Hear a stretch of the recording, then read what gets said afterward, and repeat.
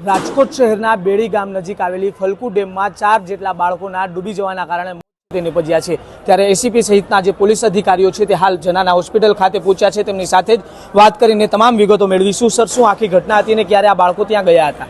બેડી ગામની જે સીમ છે ત્યાં આ ફલકુ ડેમ છે એનું પાણીમાં આ લોકો નાહવા પડેલા અને મૂળ તો સોહનનો બર્થડે હતો અને એના ઉજવણી સ્વરૂપે આ લોકો ગયેલા અને ત્યાં દરગાહમાં વીડીવાળા પીરની દરગાહમાં માનતા હોય ત્યાં એમના દર્શન કરેલા અને ત્યારબાદ નાહવા પડતા એક પછી એક 4 છોકરાઓનું છે પાણીમાં ડૂબી જવા છે। સર, જે બાળકો ત્યાં ગયા હતા તેમાં કુલ કેટલા વ્યક્તિઓ ડૂબ્યા હતા અને કેટલા થયા છે?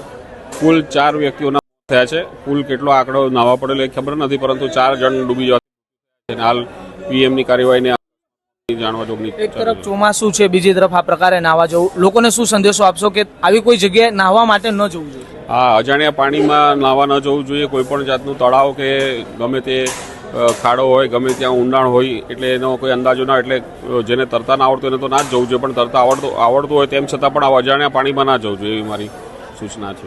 આજરોજ બેડી ગામ મુકામે અમારે બેડીવાળા પીરની દરગાહ હોય ત્યાં બાજુનું બેડીની બાજુમાં જ આવેલું ગામ રોણકી ગામના વતની અમારે સાજીદભાઈ સોરાના દીકરાનો આજે જન્મદિવસ હોય અને જન્મદિવસને અનુલક્ષીને લોકો પીરની દરગાહે દર્શને અને જમવા માટે પધારેલું હોય।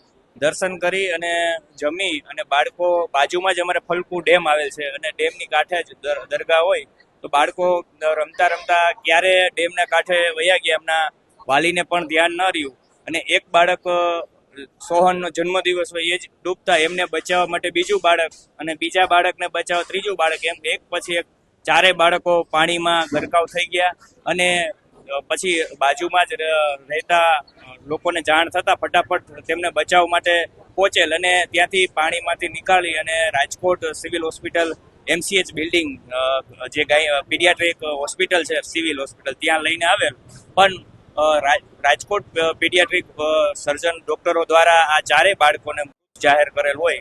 આ બહુ દુઃખદ ઘટના છે અને સોહનનો જન્મદિવસ હોય અને આખા પરિવાર તથા આખા અમારા વિસ્તારમાં ગમગીની છવાઈ ગઈ છે।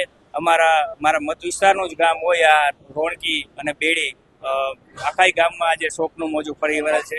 એમના મમ્મીઓ લેડીઝ સાથે હતા, એના પપ્પા તો ત્યાં નહોતા લગભગ મારા ખ્યાલ મુજબ। મને પહેલો ફોન મારા કાર્યકર છે અમારા રોણકી ગામના, એમનો ફોન આવેલ અને એમના પરિવારજનો જોઈ એટલે હું પણ ત્યાં અમે પહોંચતા, પણ ત્યાંથી અમે ફટાફટ 108ની પણ રાહ નથી જોઈ અને સિવિલ હોસ્પિટલે લઈ આવેલ છે। 2 સગા ભાઈ એ સાજી જેમનો જન્મદિવસ છે સોહન અને એ બીજાનું બાળકનું નામ તો મને ખ્યાલ નથી, 2 બાળકો સગા ભાઈ છે, બંનેનું જાહેર થયા। જે એક જ કુટુંબના 4 જેટલા જે બાળકોના બાદ જે રીતના જે પરિવાર છે તે શોકની અંદર મગ્ન થયો છે।